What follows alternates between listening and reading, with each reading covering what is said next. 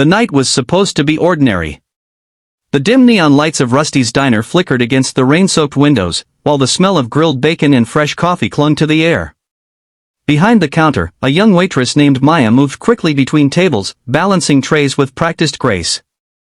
She was 23, small in frame but with a quiet strength that came from years of struggle. Her mother had passed when she was only 15, and since then she had carried more weight on her shoulders than most her age. She worked double shifts, sent money to help her younger brother in school, and held on to dreams she rarely spoke of. To the regulars, Maya was more than just a waitress, she was the heart of the diner. But on that stormy night, everything changed. The bell above the door clattered as a tall, tattooed stranger stepped in.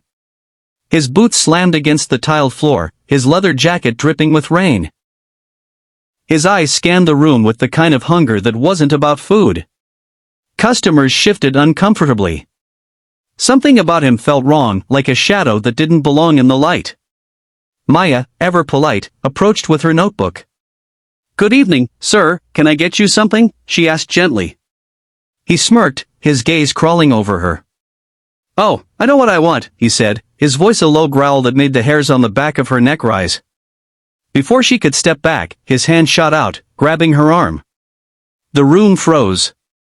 The man yanked at her shirt, ripping the fabric down the front as his laughter cut through the silence. "Let's see who can save you," he roared, his challenge echoing through the diner. For a moment, Maya felt stripped not just of her shirt, but of her safety, her dignity, her voice.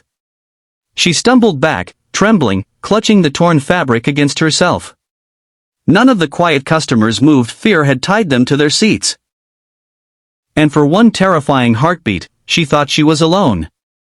Then the sound of heavy boots filled the room. From a corner booth, 4 men stood slowly, their leather vests marked with the unmistakable insignia, Hell's Angels.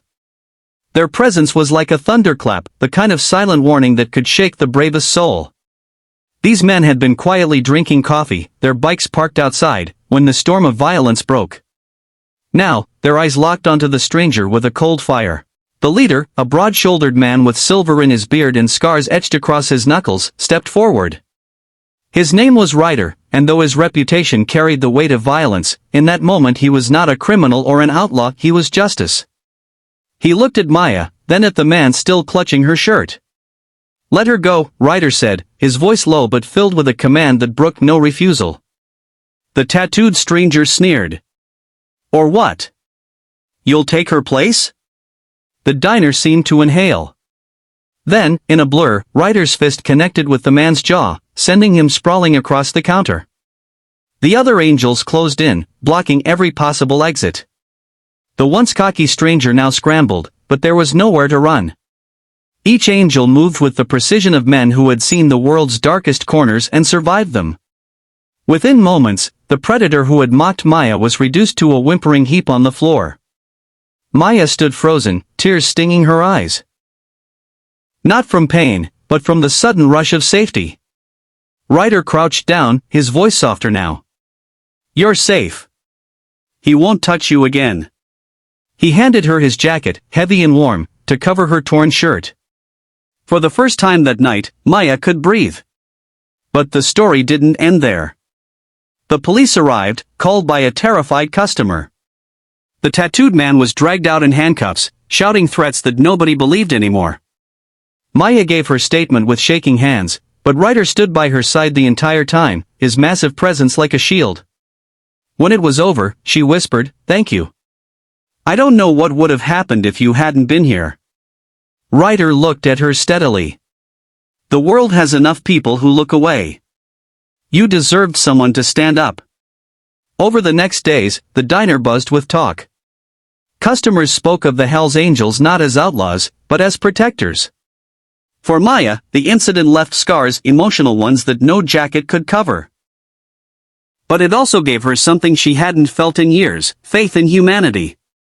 Ryder and the angels stopped by the diner often after that night, not to intimidate but to watch over. Slowly, Maya realized they weren't just guarding her, they were teaching her to stand tall again. Her challenge wasn't only the violence she endured, but the shame that tried to cling to her. She battled the whispers, the sleepless nights, the fear of being alone in her own skin. But with each visit from Ryder, each smile from her regular customers, each sunrise after a stormy night, she reclaimed herself piece by piece. Months later, Maya no longer hid her scars. She stood taller, stronger.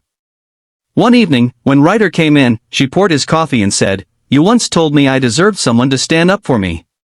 Now I want to stand up for others." She began volunteering at a women's shelter, sharing her story not as a victim but as proof that survival was possible, that courage could be found even in the darkest hour. And every time she walked into the shelter, she remembered the night a stranger tried to break her, but instead, it awakened protectors, and in the end, it awakened her own strength. The powerful message remained: sometimes heroes wear leather jackets, sometimes they carry scars, but always, they carry the courage to act when others don't. If this story moved you, let us know your thoughts in the comments below. Have you ever witnessed a moment where someone stood up against injustice? Share it, we'd love to hear your story. And remember, on this channel Be Kind Always, we bring you powerful stories of courage, compassion, and humanity. Don't forget to hit that subscribe button, give this video a thumbs up, and turn on the notification bell so you never miss an inspiring story. Because kindness, once shared, changes everything.